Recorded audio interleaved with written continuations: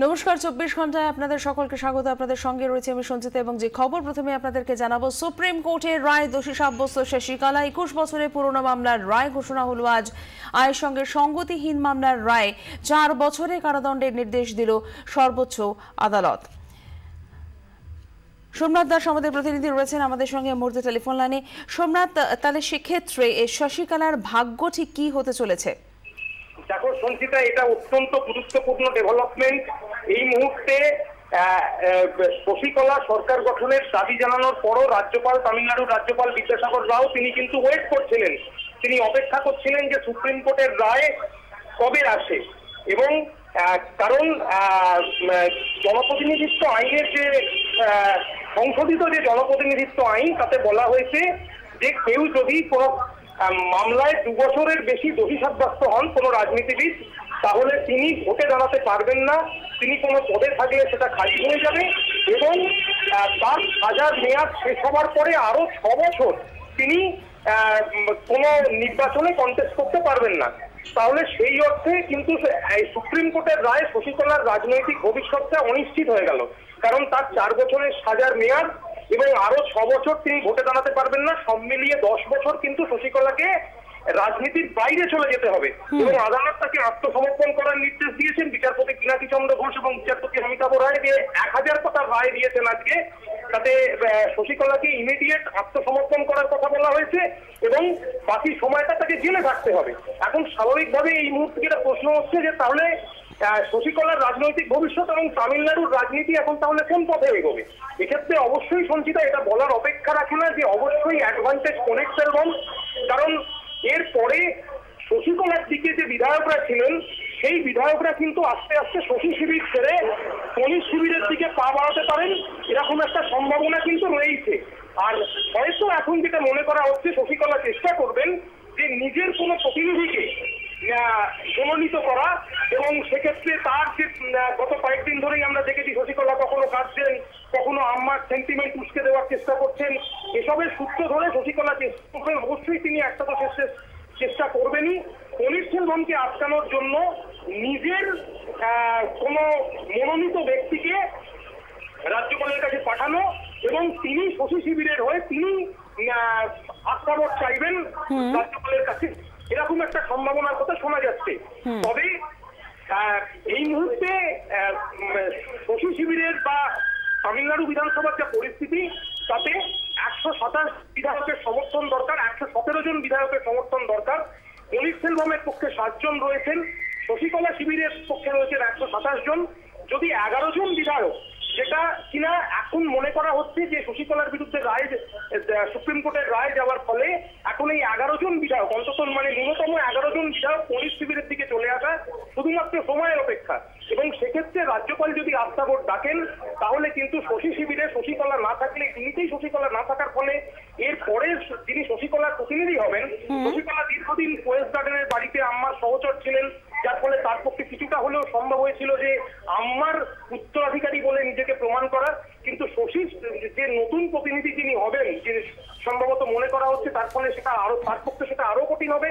এবং এই অবস্থায় শশী শিবির থেকে কিন্তু একটা বড় অংশের বিধায়ক পনিরসেলভমের দিকে চলে আসতে পারে এবং সেক্ষেত্রে এই মুহূর্তে ভোট টেস্টের আগে যদি পনিরসেলভম নিজে আফটার মেজরিটি মার্ক যদি নাও পৌঁছতে পারেন, তাহলেও অন্তত ডিএমকে যদি শেষ মুহূর্তে সমর্থন করে দেয়, তাহলে কিন্তু তামিলনাড়ুর ভবিষ্যৎ মুখ্যমন্ত্রী পনিরসেলভম হতে পারেন, এমন সম্ভাবনাই জোরদার হচ্ছে। ধন্যবাদ সোমনাথ। সোমনাথ দাস আমাদের প্রতিনিধির সঙ্গে আমরা কথা বললাম। আমরা সুপ্রিম কোর্টের আইনজীবীর বক্তব্য শুনে নেব।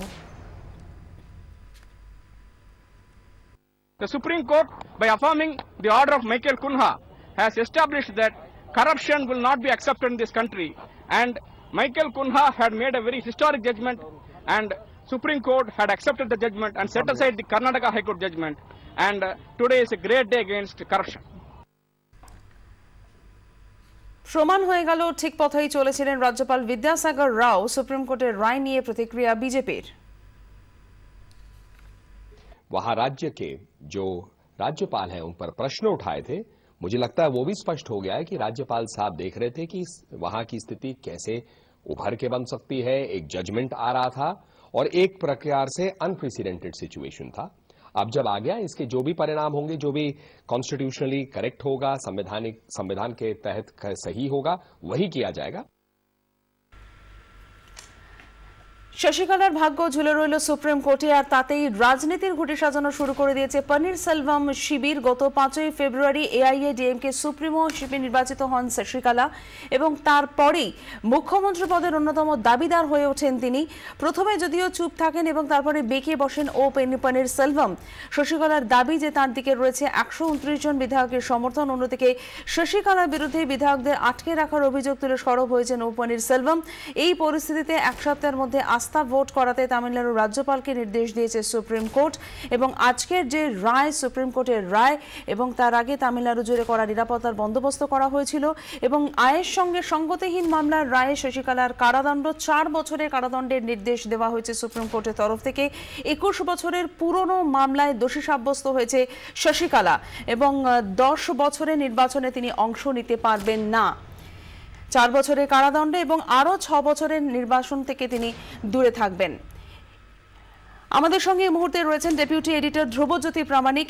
ধ্রুবজ্যোতি, তাহলে সুপ্রিম কোর্টের যে রায়, সেক্ষেত্রে এই মুহূর্তে শশীকলার ভাগ্য কি হতে চলেছে?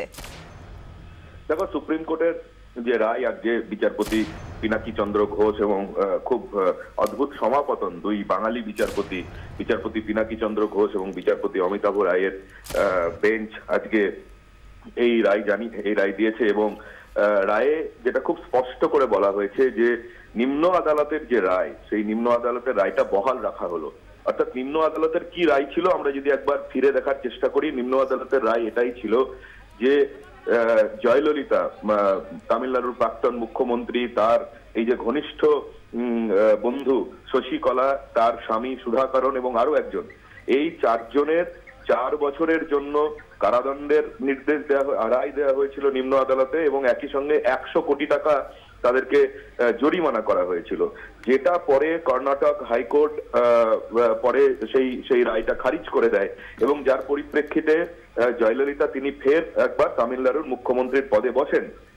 কিন্তু আজকে যেটা হলো, সুপ্রিম কোর্টের বেঞ্চ যখন জানিয়ে দিল যে নিম্ন আদালতের সেই রায় বহাল রাখা হচ্ছে, অর্থাৎ একটা বিষয় একেবারে নিশ্চিত যে শশীকলা তিনি আগামী 4 বছর যতক্ষণ না পর্যন্ত যদি না সুপ্রিম কোর্টে তিনি কিউরেটিভ পিটিশন দাখিল করেন, নিশ্চয়ই করবেন, রিভিউ পিটিশন দাখিল করবেন, যদি না সুপ্রিম কোর্ট ফের এই রায় বিবেচনা করে এবং ফের এই রায় বিবেচনা করে যদি না অন্য কোনো রকমের রায় দেয়, তাহলে পরে একটা বিষয় স্পষ্ট হয়ে গেল যে শশীকলা তিনি আগামী 10 বছর তিনি সক্রিয় রাজনীতিতে থাকতেই পারবেন না। রাজনীতি বলতে সংসদীয় রাজনীতির কথা বলছি, অর্থাৎ তিনি কোথাও জনপ্রতিনিধি হতে পারবেন না, তিনি সাংসদ হতে পারবেন না, তিনি বিধায়ক হতে পারবেন না, তিনি বিধান পরিষদ যদি থাকে কোথাও সেখানে তার কোনো সদস্য তিনি হতে পারবেন না। ফলে যেহেতু তিনি বিধায়ক হতে পারবেন না, ফলে খুব স্বাভাবিক কারণেই তার পক্ষে মুখ্যমন্ত্রী হওয়া সম্ভব নয়। তার একটা কারণ, ভাগ অবশ্যই আছে, মুখ্যমন্ত্রী হতে গেলে বিধায়ক হতে হয়, বিধায়ক হতেই হবে, তার যেমন কোনো মানে নেই, কিন্তু 6 মাসের মধ্যে তাকে জিতে আসতে হবে। কিন্তু সেটা সুপ্রিম কোর্টের যে জাজমেন্ট, সুপ্রিম কোর্টের জাজমেন্টের পরিপন্থী হয়ে যাবে, ফলে শশীকলার পক্ষে সেটা কখনোই সম্ভব নয়। ফলে আবার যেটা দেখা গেল যে ভারতীয় রাজনীতিতে শুদ্ধিকরণের যে প্রক্রিয়া সুপ্রিম কোর্টের মাধ্যমে শুরু হয়েছিল 2013 সালে, 2013 সালের 10ই জুলাই সুপ্রিম কোর্ট সেই ঐতিহাসিক রায় দেয়, যে রায়ে বলা হয় যে ভারতের যে আইন রয়েছে, জনপ্রতিনিধিত্ব আইন রয়েছে 1950 সালের, তার যে 8 ধারা, 8 3 নম্বর ধারাতে যেখানে বলা হচ্ছে যে যদি কেউ এমন কোনো অপরাধে দোষী সাব্যস্ত হয় যে ক্ষেত্রে তার ন্যূনতম 2 বছর বা তার বেশি শাস্তি হলো, তাহলে পরে তৎক্ষণাৎ তার হচ্ছে জনপ্রতিনিধিত্ব খারিজ হয়ে তার যে মেম্বারশিপ রয়েছে সেটা খারিজ হয়ে যাবে। কিন্তু সঙ্গে একটা জিনিস বলা ছিল সেই আইনে, যেটা সুপ্রিম কোর্ট খারিজ করে দিল 2013 10ই জুলাই, বলা হয়েছিল যদি কেউ সেই মুহূর্তে বিধায়ক বা বিধান পরিষদের সদস্য বা সাংসদ থাকেন, তাহলে পরে তিনি 3 মাস সময় পাবেন, 3 মাসের মধ্যে তাকে উচ্চ আদালতে আবেদন করতে হবে এবং সেই আবেদনের নিষ্পত্তি না হওয়া পর্যন্ত তিনি বহাল তবিয়তে থাকবেন। যেটা ভারতীয় রাজনীতিতে বারবার করে বলা হয় যে আইনের ফাঁকের এই সুযোগ নিয়ে দীর্ঘদিন ধরেই বিভিন্ন রাজ্যে দেশে অভিযোগ দোষী সাব্যস্ত রাজনীতিকরা তারা তাদের পদে বহাল থেকেছেন, কিন্তু সুপ্রিম কোর্ট সেটা 2013-র 10ই জুলাই খারিজ করে দেয় এবং তার পরিপ্রেক্ষিতে আমরা দেখেছি লালু প্রসাদ যাদব তিনি তার সাংসদ পদ খোয়ান, জয়ললিতা তিনি তার বিধায়ক পদ খোয়ান এবং এখন শশীকলার বিরুদ্ধে এই রায় হওয়ার ফলে শশীকলার কিন্তু মুখ্যমন্ত্রী হওয়ার আর কোনো অবকাশ রইল না। সঞ্চিতা।